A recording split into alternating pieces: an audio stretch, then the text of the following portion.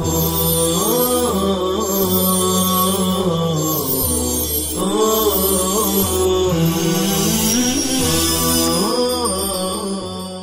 اللہ الرحمن الرحیم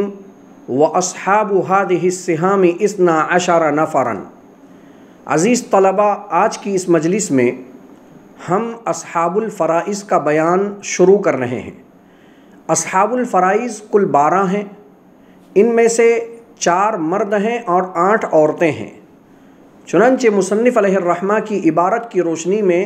یہاں کل 4 مباحث پر ہم گفتگو کریں گے۔ بحث اول اصحاب الفرائض کی تعداد و تعیین۔ بحث ثانی مصنف رحمۃ اللہ علیہ نے اصحاب الفرائض کا ذکر جس ترتیب سے کیا ہے اس ترتیب کی وجہ۔ بحث ثالث اجداد صحیح و فاسد، جدات صحیحہ و فاسدہ کی تعریف۔ بحث رابع جدہ صحیحہ کی اقسام ثلاثہ۔ بحث اول اصحاب الفرائض کی تعداد و تعیین۔ یاد رکھیں اصحاب الفرائض کل 12 ہیں، 4 مردوں میں سے ہیں، باپ، دادا، اخیافی بھائی، شوہر، اور 8 عورتوں میں سے ہیں، بیوی، بیٹی، پوتی، عینی بہن، اللاتی بہن، اخیافی بہن، ماں اور جدہ صحیحہ یعنی نانی اور دادی۔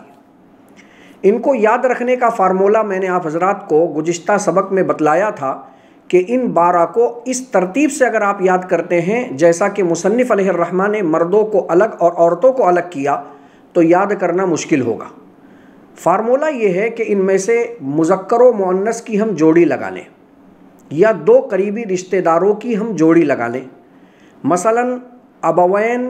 ماں باپ، جدین دادا دادی نانی، اخوین اخیافی بھائی بہن، بنتین بیٹی پوتی، اختین عینی بہن اور اللاتی بہن۔ اس طریقے سے 6 جوڑیوں میں اصحاب الفرائض مکمل طور پر آپ کے ذہن میں انشاءاللہ بیٹھ جائیں گے۔ ابوین، جدین، اخوین، بنتین اور اسی طریقے سے اختین اور اخیر میں زوجین یعنی میاں بیوی۔ تو یہ کل 12 افراد ہیں، لیکن ان 12 افراد میں ایک چیز ذہن میں رکھنے کی ہے کہ زوجین کے علاوہ جو افراد عشرہ یعنی 10 افراد ہیں انہیں اصحاب الفرائض نسبی کہا جاتا ہے، کیونکہ ان کا مرنے والے سے قرابت یعنی خونی رشتہ داری ہوتی ہے، اور زوجین کو اصحاب الفرائض سببی کہا جاتا ہے کیونکہ ان کا آپس میں ایک دوسرے سے جو کنیکشن ہے وہ قرابت داری یعنی خونی رشتہ داری نہیں ہے بلکہ سبب زوجیت ہے۔ یہ ہوئی پہلی بحث۔ بحث ثانی مصنف علیہ الرحمہ نے اصحاب الفرائض کا ذکر جس ترتیب سے کیا ہے اس ترتیب کی وجہ۔ چنانچہ مصنف علیہ الرحمہ فرماتے ہیں وَأَصْحَابُ هَذِهِ السِّهَامِ اثنا عشر نفرا۔ ان حصوں کے جو مستحقین ہیں وہ کل 12 ہیں۔ اربعۃ من الرجال، مردوں میں سے 4 ہیں، وَهُمُ الْأَبُو نمبر 1 پر باپ ہے، وَالْجَدُّ الصَّحِيحُ وَهُوَ أَبُو الْأَبْ نمبر 2 پر جد صحیح یعنی باپ کا باپ دادا ہے، وَإِنْ عَلَا اوپر تک۔ اب وجہ ہم یہاں سمجھتے چلتے ہیں کہ مصنف علیہ الرحمہ نے باپ کو دادا پر کیوں مقدم کیا، تو اس بیان کی وجہ یہ ہے کہ باپ دادا کے لیے حاجب ہوتا ہے اور جن سے حاجب جن سے محجوب پر مقدم ہوتا ہے، اس لیے مصنف علیہ الرحمہ نے باپ کو مقدم اور دادا کو مؤخر کیا۔ تیسرے نمبر پر مصنف علیہ الرحمہ بیان فرما رہے ہیں وَالْأَخُ لِأُمٍّ، اخیافی بھائی۔ سوال یہ پیدا ہوا پھر دادا کو اخیافی بھائی پر کیوں مقدم کیا، تو یہاں پر بھی آپ یہ جواب دیں گے کہ دادا اخیافی بھائی کے لیے حاجب ہوتا ہے اور جن سے حاجب جن سے محجوب پر مقدم ہوتا ہے، اس لیے مصنف علیہ الرحمہ نے اخیافی بھائی کو دادا سے مؤخر ذکر کیا۔ والزوج، چوتھے نمبر پر چوتھا جو مرد اصحاب الفرائض میں سے ہے وہ شوہر ہے۔ شوہر کو اخیافی بھائی سے اس وجہ سے مؤخر کیا کہ اخیافی بھائی کو مرنے والے سے قرابت داری نسبی رشتہ داری حاصل ہے اور شوہر کو مرنے والے سے سبب زوجیت حاصل ہے، اور نسب سبب سے قوی ہوتا ہے، اسی لیے اخیافی بھائی کو مقدم اور شوہر کو مؤخر ذکر کیا گیا۔ مصنف فرماتے وَثَمَانٌ مِّنَ النِّسَاء، عورتوں میں سے 8 ہیں، وَهُنَّ الزَّوْجَةُ، نمبر 1 پر زوجہ۔ اب زوجہ کو زوج یعنی شوہر سے مؤخر اس لیے ذکر کیا کیونکہ بیوی شوہر کی پرورش میں ہوتی ہے اور شوہر اس کا نفقہ، سکنا، کسوہ وغیرہ ساری چیزوں کو برداشت کرتا ہے، تو جو خرچ کو برداشت کرے وہ اقوا ہوتا ہے اور جس کے لیے خرچ کو برداشت کیا جائے وہ ادنا ہوتا ہے۔ اس لیے بہت مناسب ہوا کہ ذکر زوج زوجہ کے ذکر سے متصل ہو تاکہ حجران لازم نہ آئے اور اس کا لطف اہل نکاح پر پوشیدہ نہیں ہے، اس لیے مصنف علیہ الرحمٰن نے زوجہ کا ذکر زوج کے بعد کیا۔ والبنت، آگے فرماتے ہیں پھر بیٹی، بیٹی کو بیوی سے مؤخر اس لیے ذکر کیا کہ بیوی یہ اصل ہے اور بیٹی یہ بیوی کی فرع ہے، اسی سے وہ پیدا ہوتی ہے، اس وجہ سے فرع کو مؤخر کیا اور اصل کو مقدم کیا۔ آگے فرماتے ہیں وَبِنْتُ الْإِبْنِ وَإِنْ سَفُلَتْ، پوتی تا سلسلہ اخیر یعنی پوتی، پر پوتی، سکڑ پوتی نیچے تک۔ اب یہ پوتی کو مصنف علیہ الرحمٰن نے بیٹی سے مؤخر اس لیے ذکر کیا کہ بیٹی بلا واسطہ میت کی طرف منسوب ہونے کی وجہ سے اقرب ہے اور پوتی بواسطہ ابن میت کی طرف منسوب ہونے کی وجہ سے ابعد ہے اور اقرب یہ قوی ہوتا ہے، اس لیے مصنف علیہ الرحمٰن نے بنت کو مقدم اور بنت الابن کو مؤخر ذکر کیا۔ نیز بنت الابن یہ بنت کے قائم مقام ہوتی ہے، تو اصل تو بنت ہے اور بنت الابن اس کے قائم مقام ہوتی ہے، تو قائم مقام اپنے اصل سے مؤخر ہوتا ہے، اس لیے مصنف علیہ الرحمٰن نے بنت الابن کو بنت سے مؤخر ذکر کیا۔ والأخت لأب وأم، عینی بہن، عینی بہن کو بنت الابن سے مؤخر ذکر کرنے کی وجہ یہ ہے کہ بنت الابن یہ اولاد میں داخل ہونے کی وجہ سے میت سے اقرب ہے، اور والأخت لأب وأم یہ رشتہ اخوت سے متعلق ہے اور رشتہ اخوت یہ رشتہ اولاد سے بعید ہے، اس وجہ سے مصنف علیہ الرحمٰن نے اس کے بعد کا خیال رکھتے ہوئے عینی بہن کو بنت الابن سے مؤخر ذکر کیا۔ والأخت لأب، اللاتی بہن، اللاتی بہن کو عینی بہن سے مؤخر ذکر کرنے کی وجہ ظاہر ہے کہ اللاتی کو قوت قرابت میں صرف باپ کی قرابت حاصل ہے، جبکہ عینی بہن کو باپ کی بھی قرابت حاصل ہے اور ماں کی بھی قرابت حاصل ہے، تو قوت قرابت میں عینی قوی ہے اور اللاتی ضعیف ہے۔ نیز اللاتی بہن عینی بہن کے قائم مقام ہوتی ہے اور قائم مقام اپنے اصل سے مؤخر ہوتا ہے، اس لیے مصنف علیہ الرحمٰن نے عینی کو مقدم اور اللاتی کو مؤخر ذکر کیا۔ والأخت لأم، اخیافی بہن، اخیافی بہن کو مصنف علیہ الرحمٰن نے اللاتی بہن سے اس لیے مؤخر ذکر کیا کہ اللاتی کو باپ کی قرابت حاصل ہے اور اخیافی کو ماں کی قرابت حاصل ہے، قرابت اب قرابت سے اقوا ہے، اس لیے مصنف علیہ الرحمٰن نے عینی کو مقدم اور اخیافی کو مؤخر ذکر کیا۔ والام، اور ماں کو مصنف علیہ الرحمٰن نے اخیافی، اللاتی اور عینی بہنوں سے مؤخر اس لیے ذکر کیا کہ یہ تینوں بہنیں اگر متعدد آویں، ایک سے زائد، دو یا دو سے زائد ہو کر آویں، تو یہ ماں پر حاجب نقصان بنتی ہیں، یعنی ماں کے اوپر حجب نقصان طاری کر دیتی ہیں، اور بات آ چکی ہے کہ جن سے حاجب یہ جن سے محجوب سے اقوا ہوتا ہے۔ نیز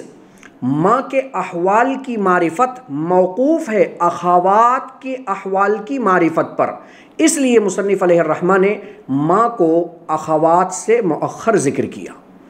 والجدۃ الصحیحۃ، اور جدہ صحیحہ، مصنف علیہ الرحمٰن جدہ صحیحہ کی تعریف کر رہے ہیں، وہی التی لا يدخل فی نسبتها الی المیت جد فاسد، وہ مؤنث اصل بعید ہے جس کی نسبت میت سے جوڑنے میں جد فاسد یعنی نانا کا واسطہ نہ آئے۔ جد صحیحہ کو مصنف علیہ الرحمہ نے ماں سے اس لیے مؤخر ذکر کیا کہ ماں حاجب حرمان بنتی ہے جد صحیحہ کے لیے، کہ جد صحیحہ میں سے چاہے دادی آ جائے یا نانی آ جائے، ماں کی موجودگی کی وجہ سے ان پر حجب حرمان طاری ہو جاتا ہے اور حاجب یہ قوی ہوتا ہے۔ اس لیے مصنف علیہ الرحمہ نے ماں کو جد صحیحہ پر مقدم ذکر کیا اور جد صحیحہ کو ماں سے مؤخر ذکر کیا۔ بحث ثالث اجداد صحیح و فاسد اور جدات صحیحہ و فاسدہ کی تعریف۔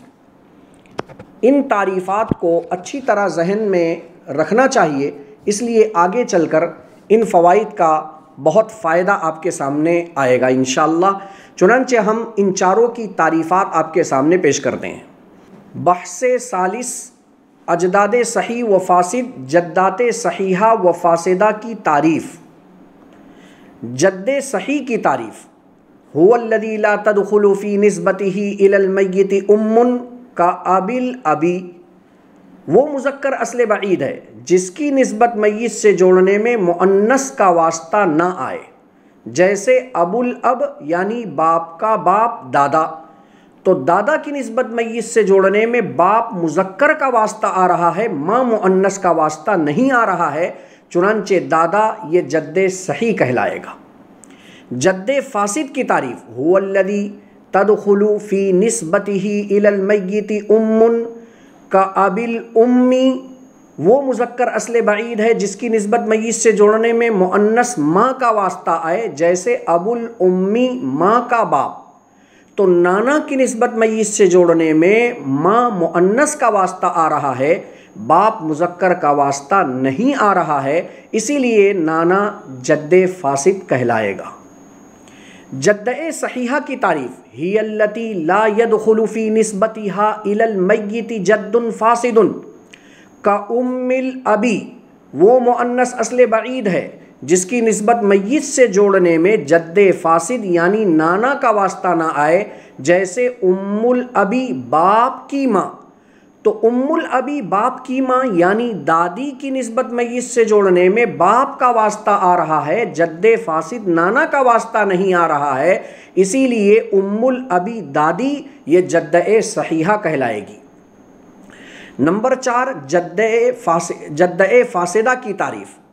ہی التی يدخل فی نسبتها الی المیت جد فاسد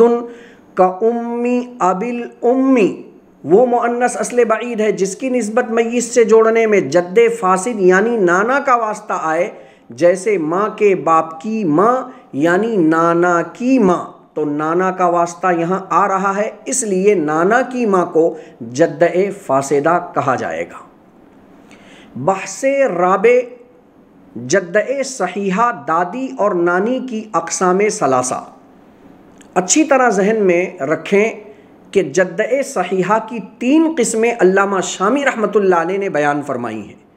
ان 3 قسموں کے علاوہ جد صحیحہ کے پلیٹ فارم پر جو بھی خواتین آئیں گی وہ فاسدہ کہلائیں گی، وہ صحیحہ نہیں کہلائیں گی۔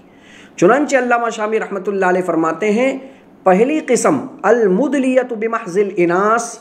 کأم الام، یعنی وہ مؤنث جو محض مؤنث کے واسطے سے میت کی طرف منسوب ہو، جیسے کہ ام الام، ماں کی ماں یعنی نانی اور نانی کی ماں، تو یہاں آپ دیکھ رہے ہیں پر نانی کی نسبت میت سے جوڑنے میں نانی کا واسطہ آ رہا ہے، محض مؤنث کا واسطہ آ رہا ہے، لہٰذا نانی کی ماں جد صحیحہ کہلائے گی۔ دوسری قسم کے بارے میں علامہ شامی رحمۃ اللہ علیہ فرماتے ہیں: المدلیۃ بمحض الذکور، یعنی وہ جو محض مذکر کے ذریعے میت کی طرف منسوب ہو، کأم ابی الابی، جیسے باپ کے باپ کی ماں یعنی دادا کی ماں، تو اب یہاں ماں کی نسبت جو اخیر کی ہے اس کی نسبت میت سے جوڑنے میں اب یعنی باپ اور دادا دونوں مذکر کی نسبت یہاں منسوب ہو رہی ہے، لہٰذا دادا کی ماں یہ جد صحیحہ کہلائے گی۔ نمبر 3 المدلیۃ بمحض الاناث الی محض الذکور کأم الابی، باپ کی ماں یعنی دادی کی ماں، تو اب یہاں آپ دیکھ رہے ہیں کہ اخیر کی جو ہے اس کی نسبت میت سے جوڑنے میں پہلے ماں کا واسطہ آیا اور اس کے بعد باپ کا واسطہ آیا، لہٰذا دادی کی ماں کو بھی آپ جدہ صحیحہ کہیں گے۔ اکتفی علی ھذا، السلام علیکم ورحمۃ اللہ وبرکاتہ۔